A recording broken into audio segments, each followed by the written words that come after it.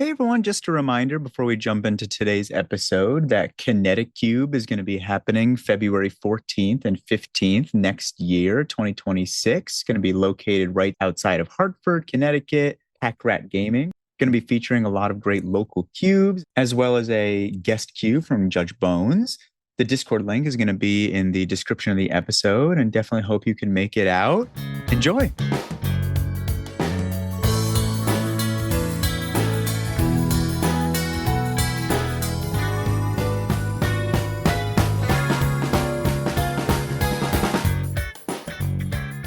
Hey everyone, welcome to Cuberviews episode 41. This is your host, Ian Braverman. I hope you're having a really great day so far.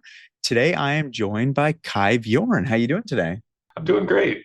Awesome, glad to hear. Thank you so much for coming on the show. You are the website administrator for KubeCon and also prolific Cube curator in the Cube community. Tell me about what you do for KubeCon. I think KubeCon is such an awesome organization, and I love going to KubeCon.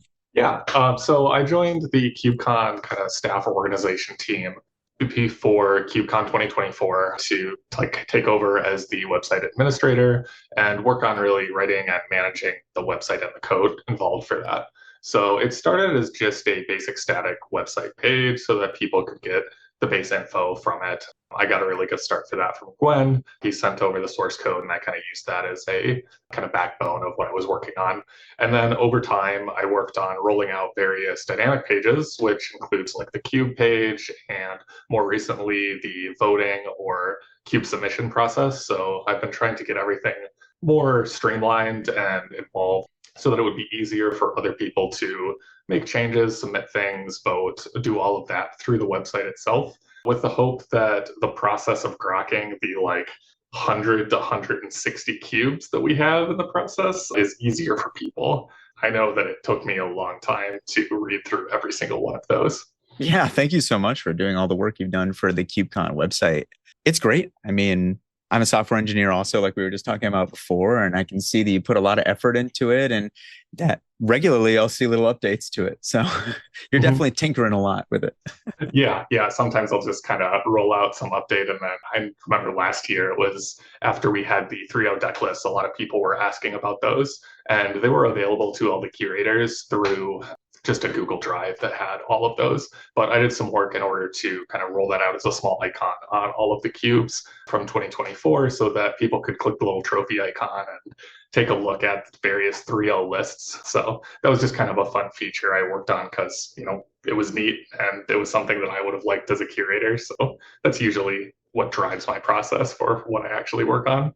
Yeah, my experience as a software engineer, if I'm involved in the end product, like if I'm a user for what I'm actually developing, it just makes it so much easier to know what you need to make because you can make it for yourself, like you just said.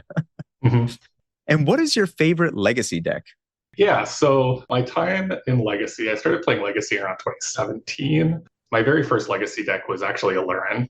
Starting off with blue, I knew I wanted to play Brainstorm. I've always liked kind of the multicolor, Simic, or Bug type decks, and that was a neat deck that I played. I didn't play that for too long. There was one major tournament I went to, and then I saw this list called Bug Lands from a player named Lincoln Baxter, and he, I think, piloted it to, it was like a top 16 finish or something at one of the GPs. I think it was Vegas. This deck was awesome because it played Life from the Loam, it played Brainstorm, it played random lands packages, and Cephalid Coliseum of all things. And I fell in love with that deck, and I've basically been playing offshoots of that since 2018. So today I've been messing around with a rug deck playing Urza Saga and now Rydia Summoner from Final Fantasy. And that's basically all I've played in Legacy for the past 5 years is Brainstorm, Life from the Loam, Uro, and whatever garbage came out recently that I can play. I actually won a Energy 5K, I think it was in 2022, with a 4-color loam deck with Dak Faden, Punishing Fire, and Urza Saga, plus all the aforementioned cards, which was a great time. I'm also the admin of or I guess one of the moderators of the Legacy Discord that's associated with the subreddit. And it was really fun during that because on stream, I actually, in the finals, game 3 of the finals against Blue Red Delver, the big boogeyman when Ragavan was still legal. On the draw, I played a turn 1 tapped Triumph after they went turn 1 Ragavan. And so like everyone on the stream was dying, and it was really funny looking back at the Discord chat because everyone from that Discord was watching and just laughing about how I would keep this hand that was just a turn 1 tapped Triumph in Legacy. Triomes are a risky choice in Legacy, that's for sure. Mm-hmm. I had my short stint with Legacy. I played a couple different decks. I played an 80 card, 5-color Yorion pile deck that was kind of just built out of Cube, to be honest. But it was a lot of fun. It was like Green Sun Zenith package for like 40 different things, Blink stuff.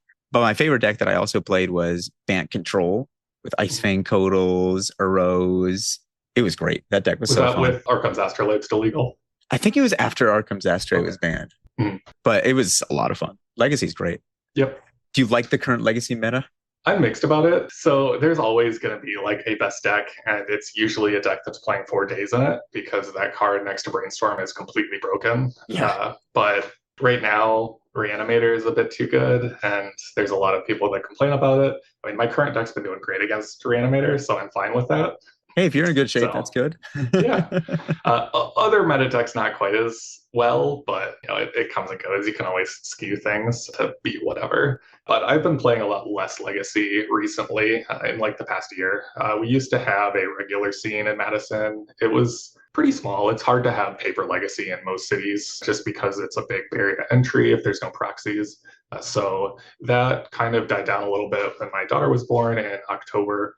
So that kind of took precedence. I didn't really have time to leave my house or do things for like 3 months. And I didn't want to just like leave my wife at home after being gone all day for work in order to go play Legacy. Now we've gotten to a point where I can do something during the week and it's not a big deal. But the scene has kind of died down since then, unfortunately. I'm hoping to start something up at some point.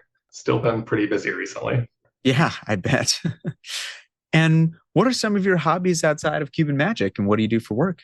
Yeah, so for work, I'm a software developer by trade. I work for a company that writes healthcare software. So anything involved with you being at the hospital, from scheduling an appointment or logging into my chart online, that's the code that we write. And I work on like the scheduling aspect of that. So that's what I do from like my 8 to 5 job. And then outside of Magic, for hobbies, I play in a rec hockey league in Madison, and I like to do various outdoor things. We live right on the lake in Madison, so we have a boat and other random things, and try to do that when we have the time. And then I do play some board games and stuff with some friends of my wife as well. Very nice. Are you good at hockey? Are you competitive? I am okay at hockey. So I had not ever really skated in my life before I started about 6 years ago. Oh, wow. I've gotten a lot better at it. It helps that I played a lot of team sports growing up, and some of those skills or game awareness transfers over. I'm a lot better at skating now. Not, an expert by any means, but I can hold my own and have a good time. So it's a fun league. Everyone's really welcoming, which is great. That's awesome. And today we're talking about the Vistas Unventured cube, which is a desert cube that is highly focused on multicolored magic. Reading about the outline of this cube, it's really interesting. It sounds like it's kind of been almost an evolution of your cube design over time. Like you started with a Commander cube in 2015, which rebranded to a Rainbow Synergy cube in 2019. That was a very well-known cube. And then in 2024, you transitioned to being a desert cube. So it's kind of cool that your cube design has like evolved over time. The core concept has stayed similar. Yeah, so this cube is really all the things I love in Magic. So as you could probably tell from earlier and random piles I play in Legacy, I loved multicolor Magic and putting as many colors into my deck as possible all through history. Growing up, I started Magic in, I think, 2019-ish. My very first deck was the Prophecy Pummel theme deck, and I played with my brothers. We'd play in the car wherever we were driving, and then I played with some friends all through middle school, took a short break through high school, and then started playing again at college. which I think is pretty common for a lot of people's journeys. And in college, that's when Modern became a format. And one of my first Modern decks was actually four color gifts. The old end of turn gifts and given, untap, Unburial Rites Iona, Yeah, that's or spicy. Unburial Rites Elish Norn. So this cube kind of is a culmination of the things I love. Having complex mana bases, having a lot of decision points the entire game. No card really just wins the game on the spot. It did not start there. So I built this cube in 2015. I mostly only had experience with Vintage Cube and MTGO at that point.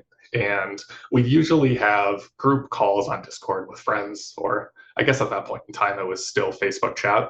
And we would team Vintage Cube, where we would all watch the packs, and then there would be like 8 people just chatting into my ear, telling me what card to pick, and everyone had a different opinion. Oh, I always did that too, and I would go like 03 every time.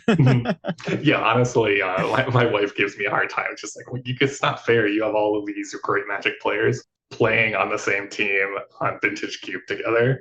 And I'm like, no, I do so much worse when I have that many people just talking, because you're just stuck there waiting for every single person to finish their whole opinion on what play to make before you then just have to play something, and then you just start running out of time. Yep.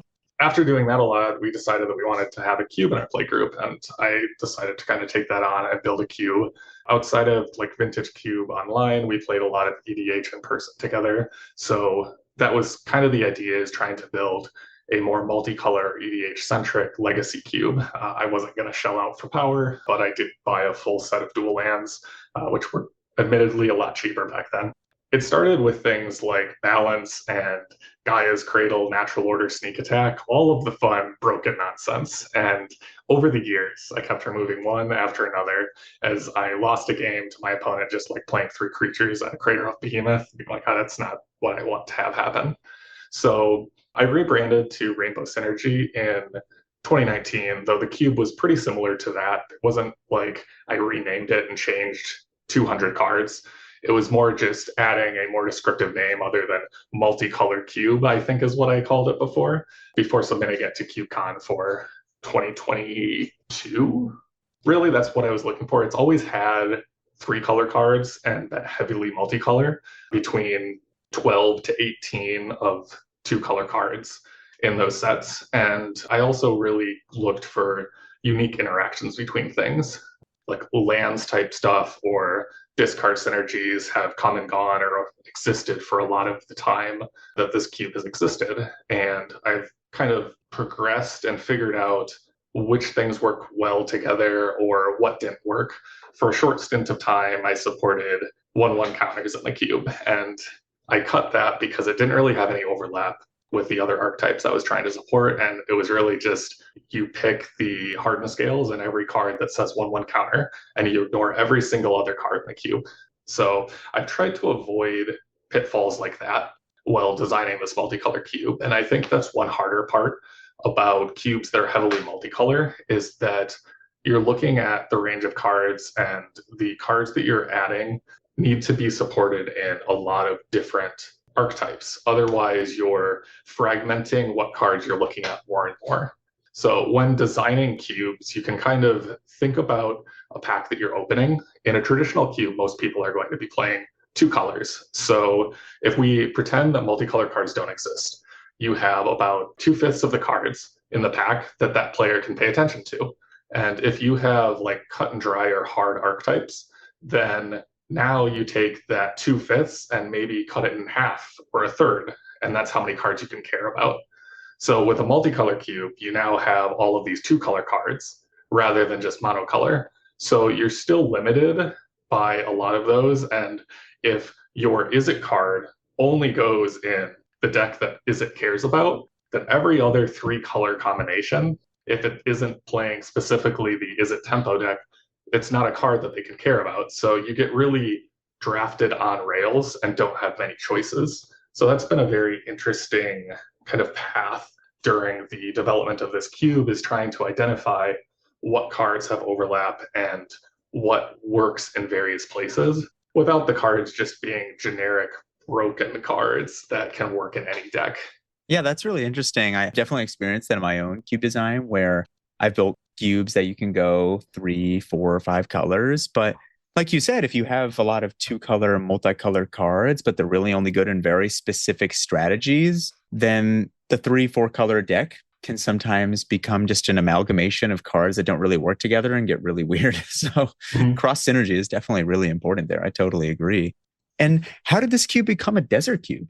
Yeah, so in 2024, I did take that bold step, kind of transforming from a traditional cube to a desert cube. What I found, especially looking at data from KubeCon and talking to people, is that a lot of players didn't really prioritize fixing or duels as highly as they should. Almost every time that I would play with new people, they would end up drafting some deck. A lot of times, the new people would actually just like slam Yorion and play like a Bant Flicker deck, but they would take way too few duels and would have a pretty crummy mana base, which isn't a great experience when you're trying to cast a bunch of 3 color cards. So thinking about things, and I played like a couple desert cubes at that CubeCon, it kind of spoke to me that if I make it a desert cube, the fixing won't actually be worse for the players because players should have been taking over 10 multicolor lands anyway. Except being a desert cube just shouts that at their face, being like, hey, you don't get basics after this. You should pay attention to the lands that Yeah. are in this pack and you should pick them and play them. I was worried at first that making this a desert cube with a very high density of fixing lands would lead to everyone just playing 4 or 5 color decks. But that didn't happen. It surprisingly led to a lot of people being very disciplined, playing 3 colors, maybe 3 colors splash a fourth, just picking lands that helped them do all of that very well. So that's still today, even with the additional change that I made, is what happens. Going into KubeCon 2024, it looked like all of the decks were functional and most decks had an identity and were 3 to that 3.5 colors. That is the sweet spot for what I want. And then this cube also has an additional twist to it where each player starts with one of each basic and a prismatic vista. I think that's really interesting because most desert cubes, they have dual land, sure, but they also have a lot of basics in there that you have to draft.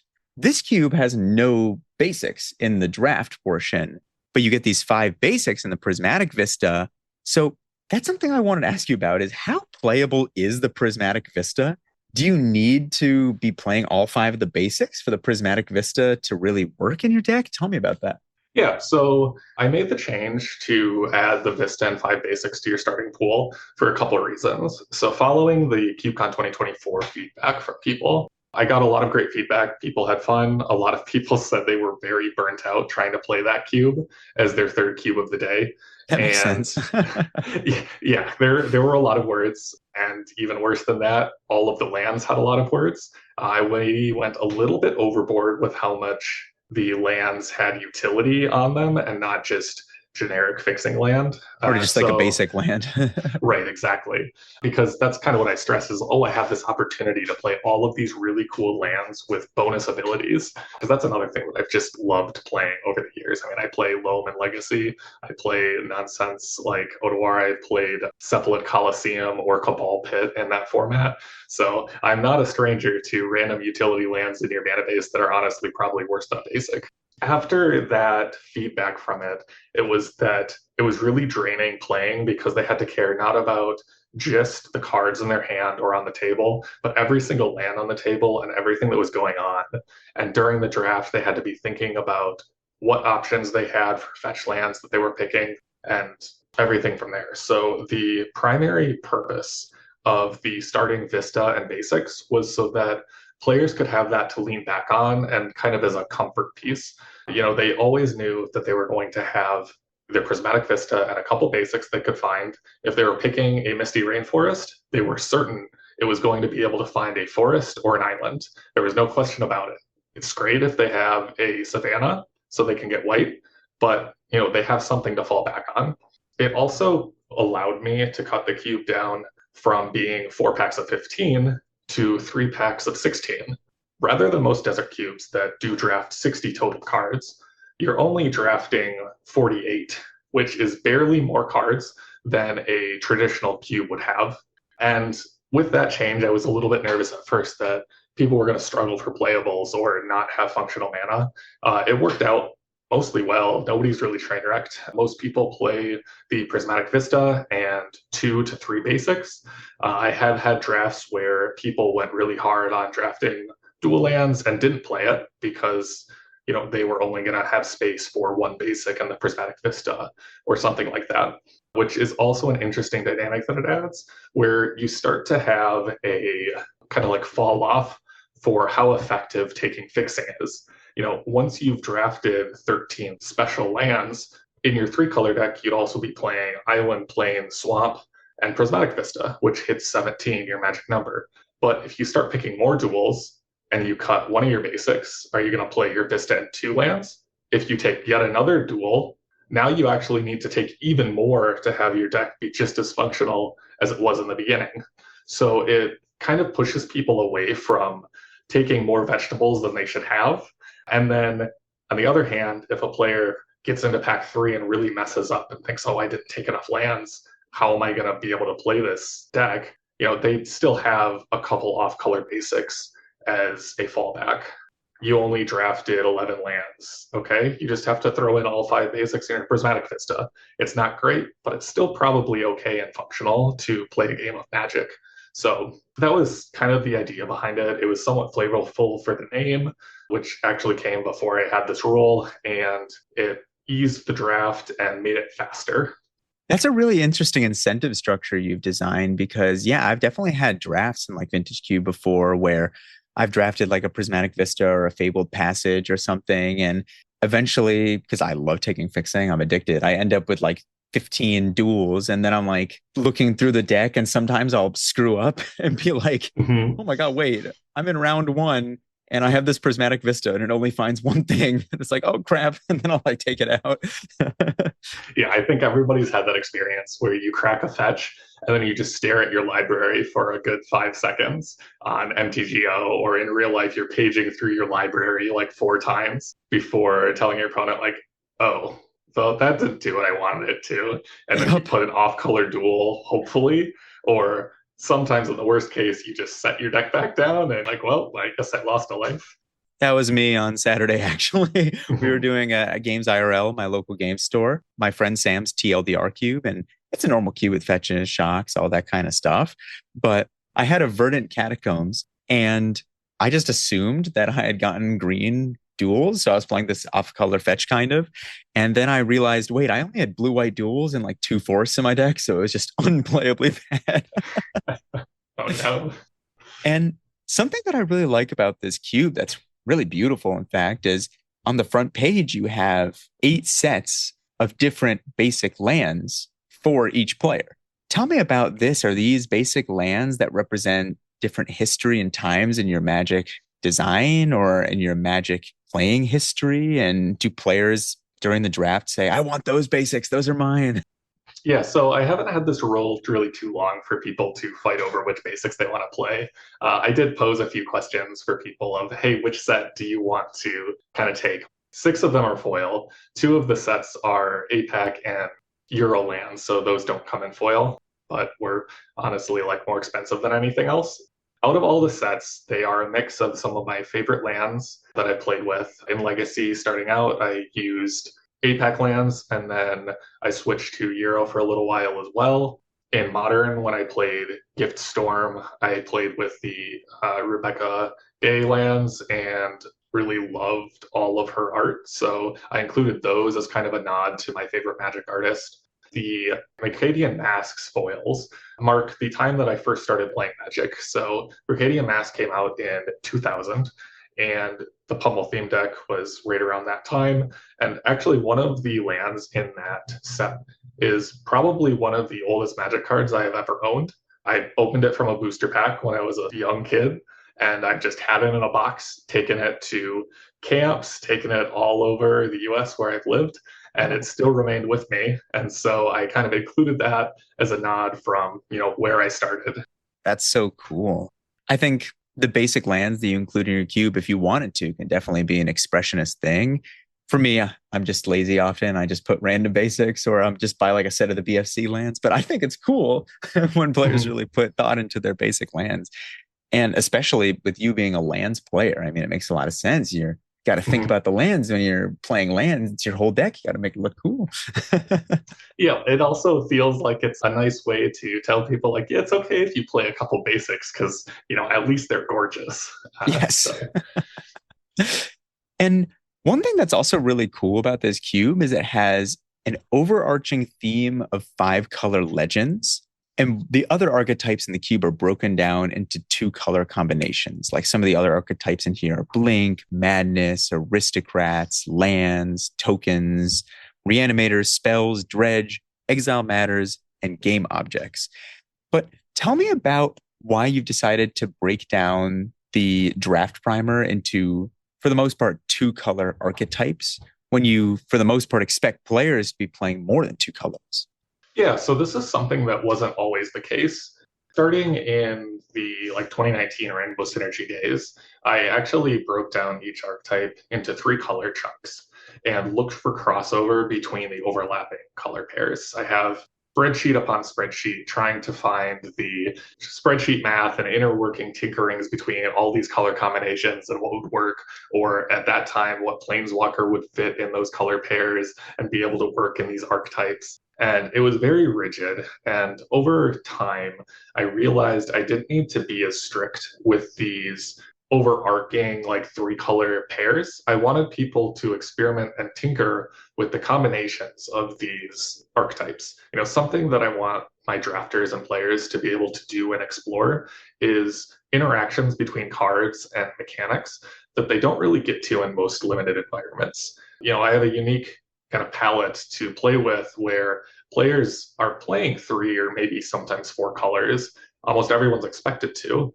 And so, with that, and taking a two color pair as the primarily supported archetype colors, I can let people tinker around with combinations of, you take your Mayhem Devil, pack one, pick one. And what direction do you take that? Are you going to take a whole bunch of fetch lands and exploration and just crack your lands and kill your opponent like that? Are you going to take a whole bunch of black white token making cards and kind of go that direction, lingering souls and other blood artist effects and play to the board? Or are you going to go off the wall and just make a whole bunch of artifacts and play clues and treasure and sack them that way? There's a lot of different directions that you can take a sacrifice deck. It doesn't just mean sacrifice creatures. And the same is true for a lot of the other archetypes, where your Blink deck, maybe you take Soul Herder. And with Soul Herder, you can take Whip of Erebos, and you can whip any creature from your graveyard into play, and then you get to flicker it in your end step so it doesn't get exiled forever. Various things like that are just really cool interactions that I want players to be able to explore. So I list out two color archetypes just as a guidance for new people. I do call it out on the page is that, you shouldn't be limited by what I'm telling them. But if they want to have, a little bit of handholding early on or to get a feel for what to expect, they can read through that list, and that's generally what exists. For five color, there's kind of two-ish signposts for it. So there's Joda and Niv Mizzet. The Niv Mizzet is the one that reveals the top 10 cards of your library, and you take any number of guild-aligned cards from them. And then Joda pumps all your legends and gives them kind of like a pseudo cascade effect. So I actually added Joda in as kind of an experiment as a second five color card, just based on how many legends existed in my cube. And it turned out that a few of our local players who love drafting five color played that deck and drafted Joda a few times, and it did cool things. So it has kind of stuck around. Five color legends isn't really a deck that I'm pushing as a primary archetype that people should really strive for, but it's something I want them to be able to either take a pack one, pick one Joda and be like, I'm doing this thing. Or in pack two, they open up a fourth pick Joda and look at it and then take a quick look at their deck and see, oh, I actually have quite a few legends already. I guess I can go that way, which is really what I'm pushing for a lot of the decks to do, where you kind of have your primary archetype and then you see this card that isn't explicitly, your Blink card, but could do cool things there. And now this new card pushes you in this new direction. Yeah, that's really cool. I had Joda in my old Legacy cube, and Sam Black drafted it and went 5 color legend, just destroyed everybody. So that card is extremely powerful. Oh, that card is an obnoxious commander, I'll be honest, but very cool. And one thing I wanted to ask is with the land base, it being a desert cube and there being multiple dual lands that can enter tapped in addition to fetches and shocks and duels that can enter untapped. And there also being triomes that enter tapped. Is it actually easier to draft a land base that's 3 colors or more than a 2 color land base? Because I would imagine if you want to play a 2 color land base, there's only so many duels that fit in your 2 color combination. And then you might have to, I'd say, probably play a lot of off color duels that are just going to be losing you life off your shocks for no reason or entering tapped. Is it actually harder to play a 2 color deck in this cube? Yeah, so two color is, well, not two color like only Boros, but two color splash another color does happen. It's not too common that like there is a two color player in every single draft, but it can be done and does happen regularly. Actually, one of the drafts we had, I think at this point it was probably like a month ago, someone in our play group, Fritz, drafted a red white aggro deck that was splashing black just for like flashback pieces. So like lingering souls or additional colors that could be paid. I think cut to ribbons was in his deck as well. And he 3-0'd that draft, just like crushed all of us by putting a whole bunch of creatures into play and turning them sideways. So it does still happen. Like you can play two colors, splash a third. Typically it just means that you're making sure all of your lands primarily make those two primary colors and that most of your deck relies on one or two of those colors to function. I pretty regularly draft a blue-red kind of spells or madness type deck. Most of the spells are those two colors, and then there's a few 2 color cards that hit black or something like that, or splash into white for like a Jeskai Ascendancy type thing. And that's probably the more common way that you see these 2.5 color decks, is what I like to call them. And the typical range is about 2.5 colors to 3.5 colors. So by that, I mean they're playing one or two off color cards just because they have a dual land their fetches can find or a triome that can be fetched. So it's more or less free for them to play that cool card that plays into their other synergies. And that's actually really interesting what you were just saying about a red white aggro deck that did really well, because I was curious in a queue that's so heavily focused on multicolor, and I would say generally the more colors you play, probably a lot more lands of yours enter tapped. You're playing more triomes and stuff. Do decks in this cube play slower than other cubes you've experienced in general, or are there faster decks too? So deck speed definitely varies quite a bit. I will say that like the aggro decks in this cube are a little bit different than what you'd envision as like a typical maybe vintage cube or even like high powered legacy aggro deck. You know, your player isn't really going to be going turn 1 Savannah Lions, turn 2 haste creature, turn 3 bolt your thing, play another creature, turning them sideways over and over. There are quite a few one drops, though it is difficult to have a critical mass of ones when you are putting in so many 2 color cards. Most 2 color cards start at 2 mana because they need to have 1 white pip and 1 blue pip. That does slow it down a little bit, along with the duels, as you mentioned, entering tapped.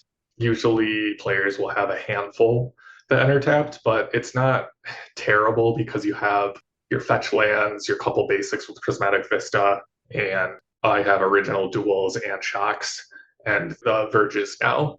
So there are like quite a few that can still enter untapped. Usually the play patterns are like turn 1 tapped land, turn 2 untapped land, and then maybe turn 3 you play a tapped land with a second 2-drop. So you're still kind of playing to the board, and if you're planning on just not taking relevant game actions until turn 3, you are not going to be in for a good time.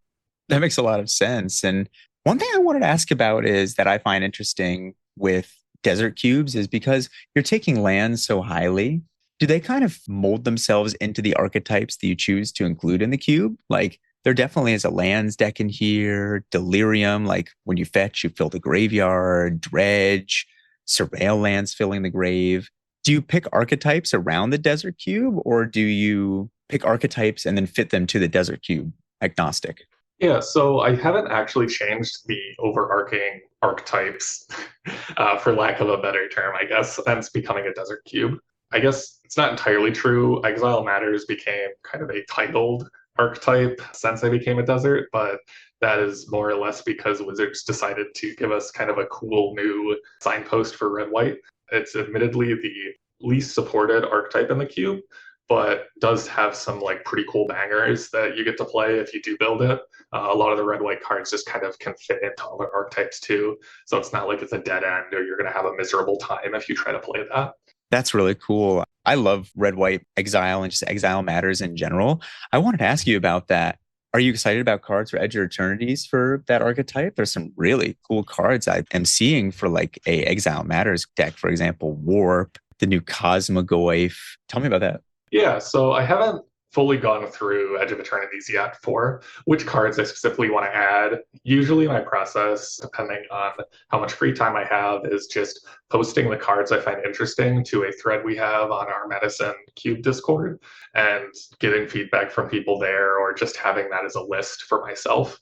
I am definitely excited for more ability to play from exile. I find that that deck, the hardest thing to kind of set yourself up for is being able to get enough triggers for playing from exile to make the payoffs worth it. You know, the two primary cards for that are Feldorn and Pianalar, Console of Revival. And the former is actually pretty good at setting itself up. You know, she can discard a card from your hand to play a new one from the top and then get a wolf from it. Whereas Pia is just a 2-mana 2/3, and if you can't play things from exile, she is a bear with no other text. Having more cards that can trigger play from exile without being really awkward elsewhere, definitely excited for. The warp cards also play really well with kind of the blink type archetype and Yeah. being able to kind of cheat on mana in the same way that you can with Evoke. So for Pia specifically, I've recently added more cards like Embrace the Unknown that can give you consistent ways to trigger her.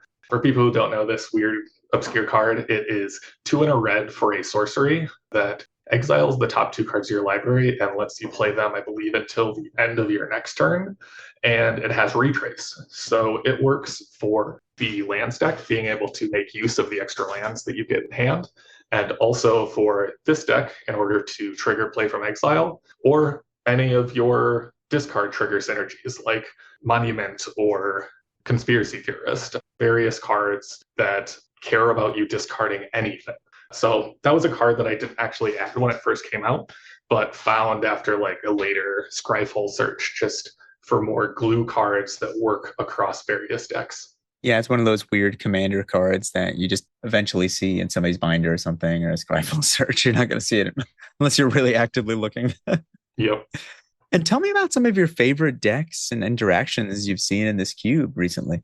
Yeah, so I try very hard not to have many combos, especially any 2-card combos that don't take any other work. You know, I want people to win the game through a very kind of grindy and gradual sense, just so that people have time to go over the top or kind of play out their synergies. I don't want someone to just end step Deceiver Exarch, untap Splinter Twin, kill you, or Entomb Iona, Unburial Rites, or even Reanimate Iona. That's your favorite deck.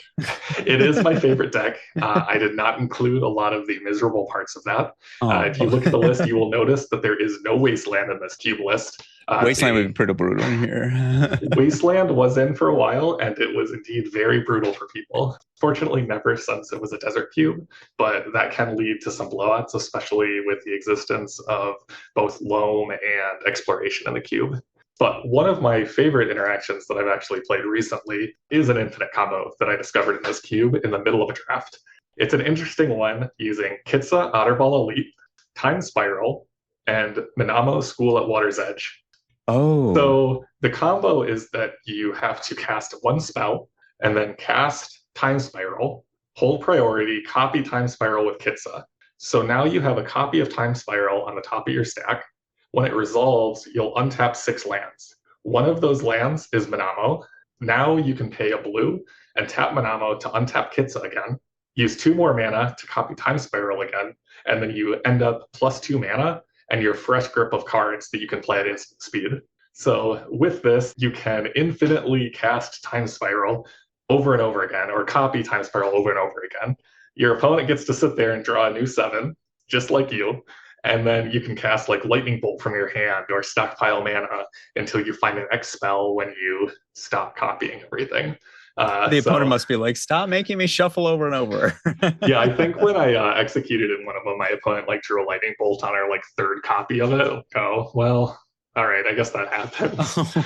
And then there is actually a backup for this combo that I included in my deck, which is Ashaya, the 5 mana elemental that makes all of your creatures into forests. Because now you can just untap Kitsa with your Time Spiral. Oh, Uh, wow. That's crazy. I love that deck. That sounds awesome. the other recent one that I saw is actually at Barbecube, which is the twice yearly cube event at the game store Mana Vault in Milwaukee, which my cube was at this year. And I walked over to the match to go see how games were going, see how players are doing, and if any cool things are happening. And as I walked over, I watched a player tap their Jolly Balloon Man to copy Restoration Angel, which then flickered their Jolly Balloon Man so that they could copy Restoration Angel and just make as many angels as they had mana for. And then they moved to their end step and triggered their Birthing Ritual to look at the top 6 cards of their library, and then they could sacrifice the token copy of Restoration Angel in order to put any 5-drop or lower creature into play. And they just completely buried their opponent with this sweet Bant Splash Jolly Balloon Man value deck. That sounds awesome. I love the idea of that deck. They found like really weird twin, it sounds like. Yes, yep, they managed to assemble the weirdest Splinter Twin. So that's kind of the interactions and things that I love to watch people discover. At that same event, there was a player who is known for experimenting with food decks. He actually was a regular for a while at the Legacy scene that we had, and he had this sweet, like, Underworld Cookbook Asmo food deck in Legacy with like Feasting Hobbit and other things. So understandably, when he drafted my cube, he saw a pack one, pick one Asmo and drafted a food madness deck. So he was one of the few people that I've seen use Asmo in her intended way, maybe being able to make food and kill things. I've usually seen her as just a 1 mana 3/3 that can go find this cookbook, which can then enable other madness spells, but not usually were you caring about the food side quite as much. That sounds so cool. And one other question I have for you is where we already mentioned one with Wasteland. Are there cards in this cube that are just like way too good because of it being a multicolored desert cube? Like one card I didn't see in here is Field of the Dead. That just seems obviously broken in here. So I had Field of the Dead when this was still Rainbow Synergy, and I kept it in the cube when we first went to Desert. Somebody drafted it. They did not 3-0, and they told me that I should cut Field of the Dead. Like, you didn't 3-0, it's fine. It's a colorless land, and you're trying to cast 3 color spells. And then we had another draft, and then I once again got told, Kai, why is this Field of the Dead in this cube? I have to draft it anyway because I need my lands. So why am I not going to just take this game-ending threat when you have double fetches and all of our lands have different names? So by the 3rd draft, I cut that card and didn't look back. That's such a funny thing that happens when you see somebody like being so angry or whatever, being like, you need to cut this card, but the card they're talking about doesn't even like win games. It's just really frustrating or something.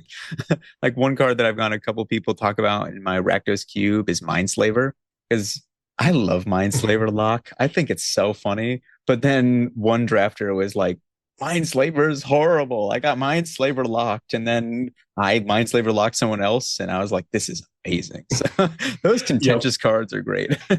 Yeah, definitely. I mean, I don't want to like slam them too much because cards can definitely be miserable and not end up in 3-0 decks. It's actually kind of like a weird paradox where I think there was a Lucky Paper episode where they talked about this as well. But adding more powerful cards might actually make a deck worse because they get scooped up by more people. So you end up like splitting an archetype, or whoever opens up that Field of the Dead is just going to slam it.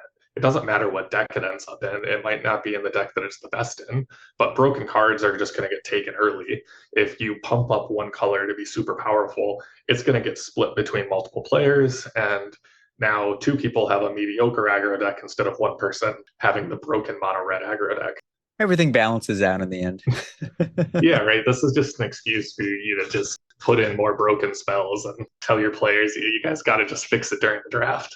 Yeah, figure it out. I like it there. And Kai, let's jump into a pack one, pick one here. I'll read it off. It's a 16 card pack. We have Marsh Flats, Black White Fetch Land, Formless Genesis, which is a card that I saw this and I was like, this sounds such a cool card. It's 2 and a green with Changeling. And you can create an XX colorless shapeshifter with Changeling and Death Touch for X number of land cards in your grave. It has Retrace. This card is super cool. I just love this card. And then we have Lagomos, Hand of Hatred, 1 black, red, 1/3. Being of combat on your turn, you get a 2/1 elemental, a trample, and haste. And then you can search your deck for a card and put it in your hand, Demonic Tutor, but only if 5 creatures die this turn, and then 2/1 dies in a turn. Steam Vents, Blue Red Shock, DRC, Dragon Rage Channeler, red 1/1, cast a non-creature spell, Surveil 1. It gets +2/+2 and flying with Delirium. Urza, Lord High Artificer. Oh man, talking about a book here. 2 blue for a 1/4. When it enters, you get a Construct token, 0/0 Construct. That gets +1/+1 for each artifact. Tap an untapped artifact you control, add blue, and then pay 5. Shuffle your library, exile the top card. You may play that card without paying its mana cost. What a good card. And then we have Jetmir's Garden. Naya Triumph enters tapped with cycling 3. Beseiju Who Endures, which is the green legendary land with channel, costs less for each legend you control. Adds green, 1 and a green. You can discard it to destroy a artifact, enchantment, non-basic land. And then they search the deck for a land with a basic land type. Castle Ardenvale, a white land that enters tapped unless you control plains. Taps for white, or you can pay 4 and create a 1/1 human. Polluted Delta, blue-black fetch land. Shigeki Jukai Visionary, 1 and a green for a 1/3. And it has channel, XX green, discard it, and return X non-legendary cards from your graveyard to your hand. And you can place a 1 and a green and return it to your hand and reveal the top 4 cards of your library, put a land on them on the battlefield tapped, rest in your graveyard. That card's also a book. And we have Tough Cookie, which is 1 and a green for a 2/2. When it enters, you get a food. You can pay 2 and a green to make a non-creature artifact of 4/4. And it's also a food, so you can sack it like any other food and gain 3. Lightning Axe, red, instant, deal 5 to target creature. As an additional cost to cast it, you have to discard a card or pay 5, and it deals 5 to target creature. Soul Herder, my favorite card ever. 1 blue, white, 1/1. Whenever a creature is exiled from the battlefield, it can be anyone's creature, you get a 1/1 counter on it. At the beginning of your end step, you may exile another creature you control and return to the battlefield under your control. Reflecting Pool, great land that adds 1 mana of any color that a land you control produce. And then Pylon, which is 3 and a black. Instant, convoke, destroy target creature or planeswalker, surveil 2. Interesting pack. What do you think of it? Yeah, you did great reading through the, I don't know why I read all the essay. cards like this. It feels like it's like an exercise for myself. Yeah, I was going to offer to take over for you about halfway, but you were doing great. Yeah, so like most desert cubes, it's usually correct to take a land. I would not fault anyone for taking Marsh Flats or Polluted Delta or Jetmir's Garden. All 3 are defensible picks. I would probably take Polluted Delta of those, even though there are 2 sets of fetches. I really enjoy playing the blue or black decks in this cube. So I would just take the fetch land that more aligns with the type of deck I'd want to play. Other than those, I think there are 2 primary cards in this pack that stand out as kind of power outliers that really push you in a strong direction, but are maybe worth picking over a fixing land. One is Urza, Lord High Artificer. He's incredibly powerful, but one thing to note is that there are very few artifacts in this cube outside of game objects that get created. So Urza isn't just a card that you can draft with a whole bunch of random 2 mana or 1 mana artifacts that you could maybe in other cubes. You really have to be kind of focusing on creating game objects to go with it. With Academy Manufacturer, you just go nuts. I love Academy Manufacturer. Yes. Yeah, that is one of my favorite decks in this cube too. The other direction is also a blue card, Soul Herder. Yes. Repeatable Blink is very powerful. It grows, it scales, and gets out of hand pretty quickly, but it requires you to kind of work around setting up for it and is a 2-color card that you're grabbing right off the bat. Typically, there's like 2 primary ways that I see people draft this cube, which is kind of a land first mentality and let the lands guide you into what colors you're playing or what archetypes you play, or the kind of archetype first, where you take a power outlier, one of the really powerful cards in the cube that draws you to one of those archetypes or synergies, and pick that and then grab your fixing to set up for that shortly after. I can't resist a soul herder. Come on. I love Blink too much. There's Yep, Brago in this cube. there is a Brago in this Of cube course, as I wanted well. to talk about this cube. There's Brago in it. My There favorite are commander ever. there are all of the fun blue-white Blink goodies, but no ephemerate. That card proved way too powerful. Ephemerate's really broken. I used to play Soul Herder in Modern. It should have been just called like Ephemerate, the deck, not Soul Herder. That card is so insane. Mhm. Yeah, I think that I can't resist a Soul Herder. But other than that, Urza's insane. Even if there aren't that many artifacts in here, it does everything. It's ramp, it makes a guy, it shuffles and you play things from exile. So it even could be like a funny splash from the Exile Matters theme. Urza's so ridiculously powerful. Definitely one of the more powerful cards in the cube, but is surprisingly not egregious, where it just takes over the game immediately upon hitting the table. This cube is very mana intensive. There's a lot for you to be spending your mana on and doing. A lot of these game object pieces take mana. There's a lot of activated abilities or kind of cards that let you do extra things. I mean, in this pack, there is Formless Genesis, which has retrace, so you're not running out of things to be doing there. If you play Urza as the only artifact in your cube, you're not really going to get a lot of mileage out of just the pay 5 shuffle randomly cast a spell mode. Definitely true. But Seiju is also, I also love utility land. So I feel like I take this a little bit higher than I should. But this card is great. It's a land that's interaction. What else could you want? Yeah, especially a land that comes in untapped always. Yeah, Boseiju is strong. I wouldn't take it over one of the multicolor fixing lands, even like the shock land, but it is a land that I love to add to my deck and oftentimes will if I'm in green. Take Beseju, wheel the Formless Genesis, and then get light from the loam, and then we're cooking. Yeah, you just got to hope that the person to your right is on the draft lands first plan and then passes you the exploration and light from the loam, and then you're off to the races. Nobody's going to read Formless Genesis. It's from a commander set. I'll get it back. Yeah, that's actually one I was a little bit nervous about. So you'll notice that there are no escape titans in the cube. So no Uro, no Flage. And the reason for that was that they just kind of proved like they did the same thing over and over again. And it was really frustrating for people to try to interact with it. I removed them from the cube because I didn't want players to have to deal with that play experience. And Formless Genesis makes Death Touchers over and over again. You know, even if you have one land in your graveyard, you pay 3 mana, you get your 1/1 Death Touch. If you have 4 lands, now they're 4/4s. They start getting bigger and bigger. A lot of these cards that feel like they could be too powerful, you know, went through testing where I had my players watch out for them, see how it went. That one actually was fine because attacking and blocking isn't really the number one problem or way to be interacting with the creatures in this cube. A lot of them have abilities, you know, like Urza or Shigeki, where you really want to be casting something like Lightning Axe or Python, not paying 3 mana for a blocker. It's funny this Formless Genesis card has Death Touch. I feel like it's so easy to read that over and not realize it.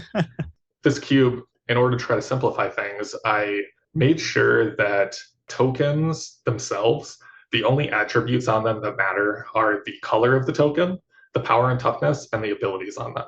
So over the years, Wizards has really made it a struggle for us cube designers, where white makes humans and human soldiers and warriors and human warriors, and all of those are across various different cards that are awesome to play, but is a huge headache to put in your cube because you have to have the right token or expect players to write on an infinite token correctly, which I think I joked about at one point that I saw a player play a face down treasure token in my cube as a treasure.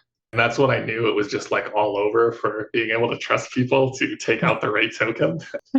So trying to simplify things as much as possible, I made it so that none of the cards in my cube care about the specific name of a card.